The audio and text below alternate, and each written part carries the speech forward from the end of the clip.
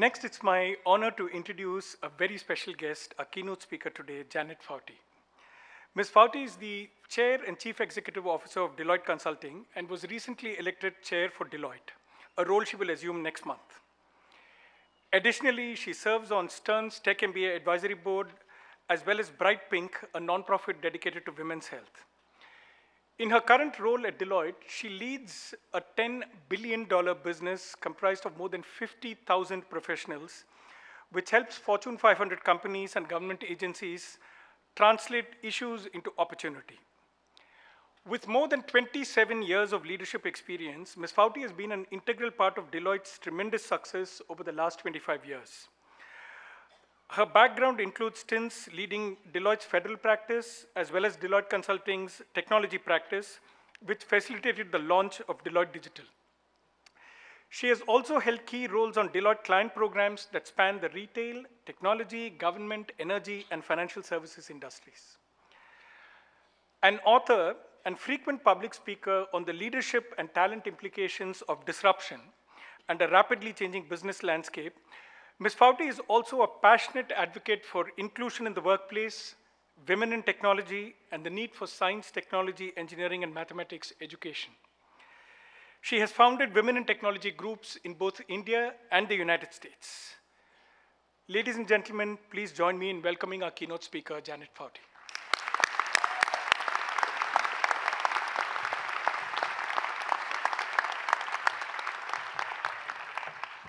Thank you so much, Dean Sundram.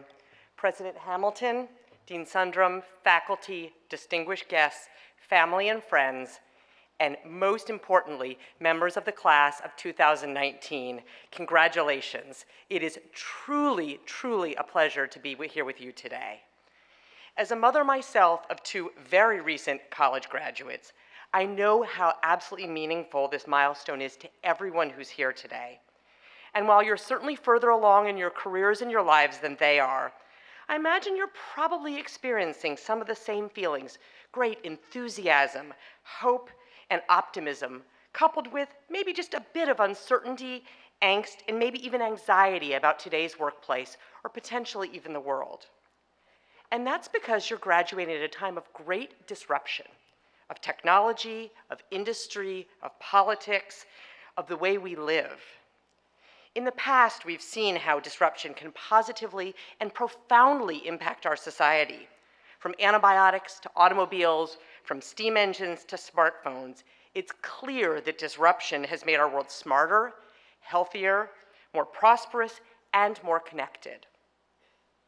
But today, we're experiencing disruption on an unprecedented scale. It's safe to say the only constant is change.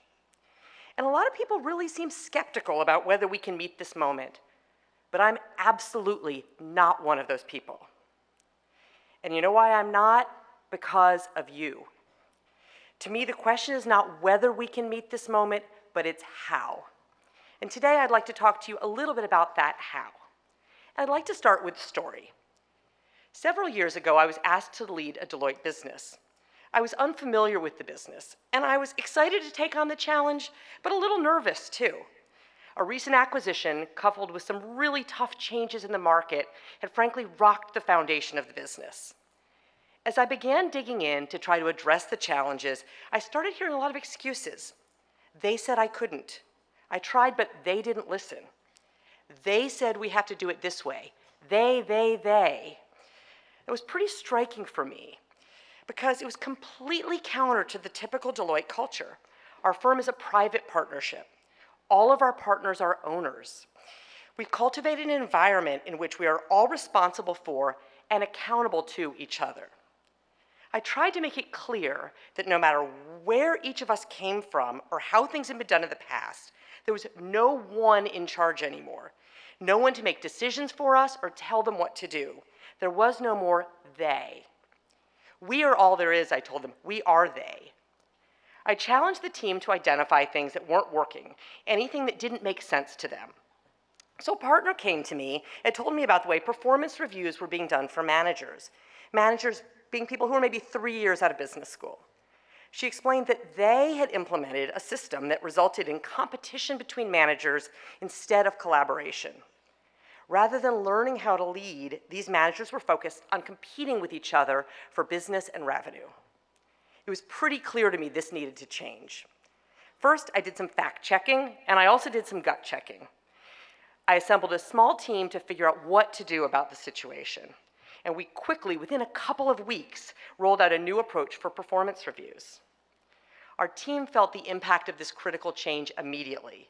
And because one person had come forward, 1,000 mindsets began to shift. And it wasn't long before other team members started coming forward with their own questions, concerns, and ideas.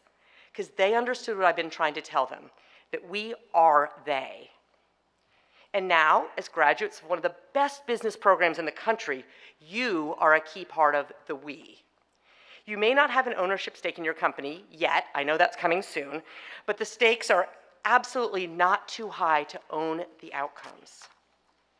Regardless of how our organizations are structured, regardless of where we sit within them, we are all responsible. We're all accountable. We all have to lead, and we have to approach every issue in the workplace as an issue deserving of our thought, care, and attention. So how do we do that?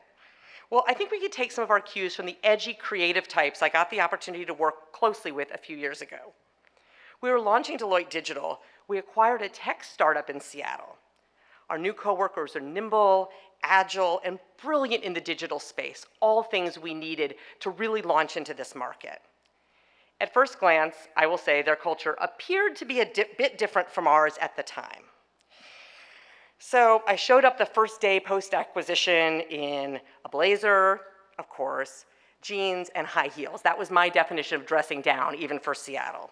To find our new colleagues in jeans as well, but they had plaid shirt sleeves rolled up, flip-flops for shoes, and absolutely not a jacket or tie anywhere in sight. Still, appearances aside, our cultures were fundamentally more alike than different. We were all collaborative. None of us was afraid to take risks, break rules, or be held accountable. Both groups expected and assumed positive intent from each other. A great example of this was a little fun they had with me. We acquired the company in the summer. That Halloween, they all showed up to work dressed as Deloitte consultants.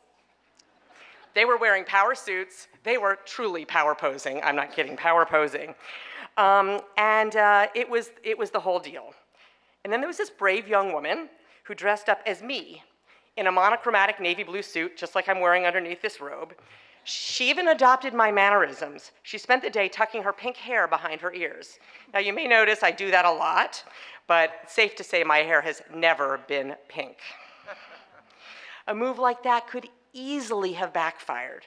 We had a nice long laugh, however, because I took the gesture for what it was, a good-natured, light-hearted step towards integrating our teams. We all understood that differences shouldn't be avoided, they should be celebrated. So we're able to come together and find common ground and common purpose. And that's true for every successful we. We succeed when we're diverse, in thought, in background, in expertise. When our we includes women, people of color, people of all ages, sexual orientations, and nationalities. We succeeded when our we actually really includes. It's not just the right thing to do or the smart thing to do, it's the only thing to do. And I know I'm preaching to the choir here.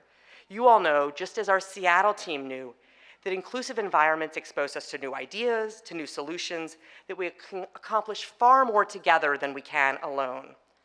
Our studies consistently show that diverse companies are twice as successful and twice as innovative.